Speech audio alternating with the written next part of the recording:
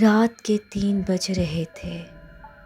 احمد اکیلا اپنے کمرے میں موبائل چلا رہا تھا کہ اچانک اس کے فون پر ایک انون نمبر سے میسج آیا۔ کھڑکی سے باہر مت دیکھنا۔ احمد ہنس پڑا۔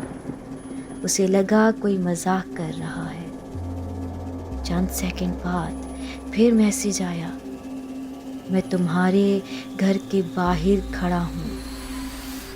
اب اس کے ہاتھ کانپنے لگے۔ اس نے ہمت کر کے پردہ ہٹایا مگر باہر کوئی نہیں تھا۔ اچانک فون بج اٹھا۔ دوسری طرف صرف سانسوں کی آواز آ رہی تھی۔ پھر ایک دھیمی آواز سنائی دی، پیچھے مت دیکھنا۔ احمد کا دل زور زور سے دھڑکنے لگا۔